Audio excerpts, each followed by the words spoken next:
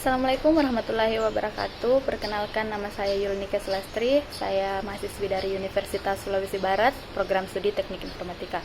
Pada saat ini saya akan mempresentasikan hasil penelitian saya yang berjudul Implementasi Algoritma Analytical Hierarchy Process dalam Sistem Pengambilan Keputusan sebagai Rekomendasi Pembimbing Tugas Akhir. Pertama itu latar belakang.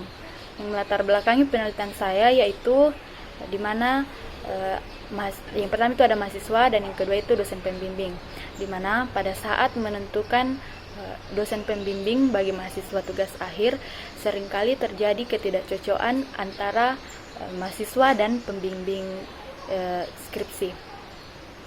Yang selanjutnya itu ada rumusan masalah. Rumusan masalah yang saya angkat yaitu bagaimana hasil penerapan analytical hierarchy process pada sistem pendukung keputusan penentuan dosen pembimbing tugas akhir. Yang ketiga itu ada batasan masalah. Jadi di sini batasan masalah yang saya angkat yaitu yang pertama metode yang saya gunakan yaitu metode analytical hierarchy process. Yang kedua itu skala penelitian yang saya gunakan terkhusus pada program studi Teknik Informatika Universitas Sulawesi Barat. Dan yang ketiga itu kriteria yang saya gunakan ada 3, yaitu jabatan akademik, jumlah bimbingan, dan bidang kesiapan dosen. Selanjutnya tujuan penelitian dari hasil penelitian saya ini yaitu menerapkan sistem pendukung keputusan rekomendasi dosen pembimbing tugas akhir menggunakan metode analytical hierarchy process di program studi Teknik Informatika Universitas Sulawesi Barat. Adapun manfaat penelitian ini, yang pertama itu dapat digunakan oleh pihak Universitas Sulawesi Barat, dan yang kedua itu dapat dijadikan sebagai bahan pertimbangan kepala program studi dalam penentuan dosen pembimbing bagi mahasiswa. Adapun penelitian terkait dengan penelitian saya, yaitu yang pertama penelitian yang dilakukan oleh Aan Yulianto pada tahun 2014 dengan judul Sistem Pendukung Keputusan Pemilihan Mahasiswa Berprestasi di Fakultas Matematika dan Ilmu Pengetahuan Alam Universitas Negeri Yogyakarta dengan metode AHP dan TOPSIS. Dan yang kedua itu pada tahun 2016 Wahyu Dwi Puspitasari dan Kharidatul Ilmi melakukan penelitian tentang sistem pendukung keputusan pemilihan dosen berprestasi menggunakan metode analytical hierarchy process. Dan yang ketiga itu pada tahun 2018 Hari Saptomo melakukan penelitian tentang pengembangan sistem pendukung keputusan penentuan dosen pembimbing dalam pelaksanaan pengajuan judul laporan kerja praktik, skripsi dan tugas akhir jurusan Ilmu Komputer FMIPA Unila dengan metode Simple Adaptive Weighting. Dan yang keempat, pada tahun 2018, Weda Adistinaya Dewa dan Lida Sufi Rahmawati melakukan penelitian tentang analisis dan desain sistem pendukung keputusan rekomendasi dosen pembimbing tugas akhir menggunakan metode AHP.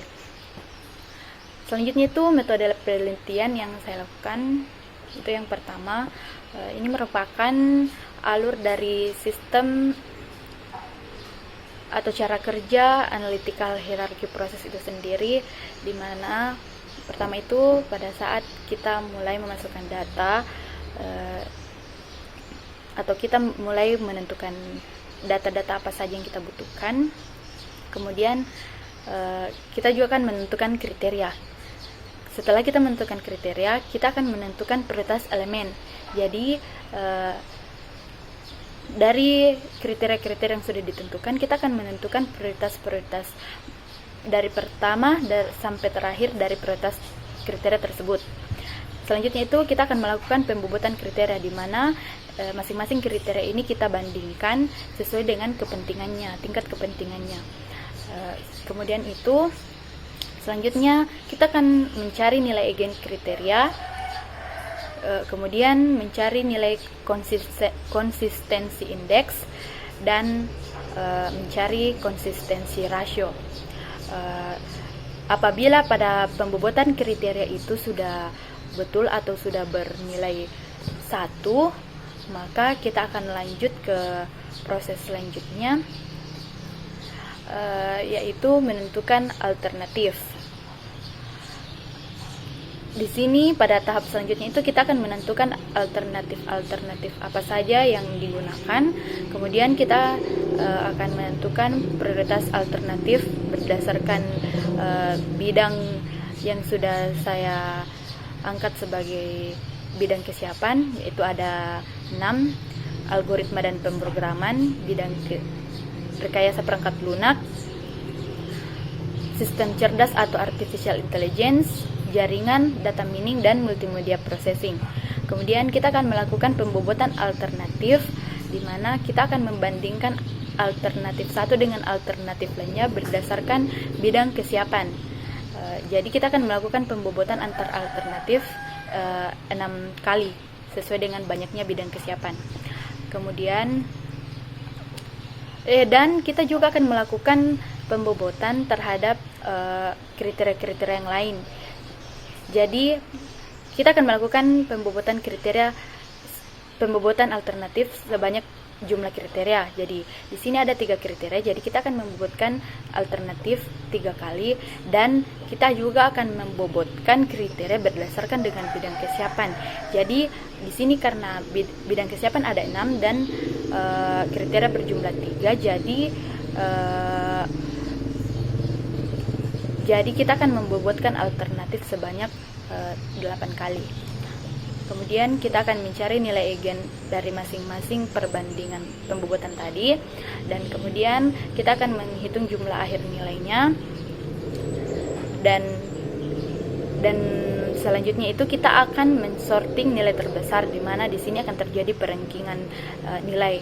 Kemudian akan muncul hasil rekomendasi alternatif, dan selanjutnya itu akan muncul perankingan nilai dosen beserta dengan nama dosen yang sudah disusun. Kemudian ini merupakan data dari hasil penelitian saya yang saya gunakan, di mana dosen yang saya gunakan pada penelitian itu dosen dari program studi teknik informatika yang berjumlah 18 dosen, dan jumlah bimbingan ini saya ambil dari data dari pengajuan judul sampai bulan Oktober 2019. Kemudian bidang kesiapan membimbing ini saya dapat dari hasil menyebarkan kuesioner kepada dosen-dosen. Jadi saya melakukan wawancara secara langsung kepada dosen yang bersangkutan. Kemudian untuk implementasi sistem, ini merupakan tampilan login implementasi sistem saya. Yang pertama itu kita akan memasukkan username dan password. Kemudian ini merupakan tampilan menu home, halaman home, di mana di bagian menu terdapat 5 menu. Yang pertama itu ada menu home, kriteria, alternatif, input, dan hasil. Kemudian ini merupakan tampilan halaman kriteria, di mana ada 3 kriteria, yaitu jabatan akademik, jumlah bimbingan, dan bidang kesiapan. Di mana yang menjadi prioritas pertama itu bidang kesiapan, dan yang menjadi prioritas kedua itu jumlah bimbingan, dan yang menjadi prioritas ketiga yaitu jabatan akademik. Kemudian ini merupakan tampilan halaman alternatif, di mana ada dosen dari dosen yang pertama sampai ke dosen yang 18. Dan ini merupakan halaman menu input, di mana pertama kita akan menginput ID mahasiswa, kemudian kita akan menginput nama mahasiswa, NIM, dan judul penelitian mahasiswa. Kemudian di sini ada 6 bidang penelitian. Apabila bidang penelitian mahasiswa itu lebih dari 1, bisa saja mahasiswa tersebut atau mahasiswa yang bersangkutan dapat memilih bidang sesuai atau sebanyak dengan bidang yang berkaitan dengan judul penelitian mahasiswa. Dan kemudian ini merupakan apabila data yang tadi atau from input ini sudah diisi, kemudian kita tekan simpan, maka akan muncul proses AP seperti ini.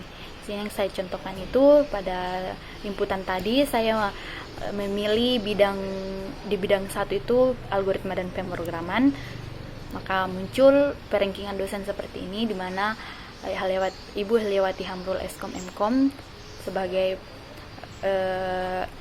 nilai yang tertinggi dengan nilai 0,102 pada pembimbing 1 dan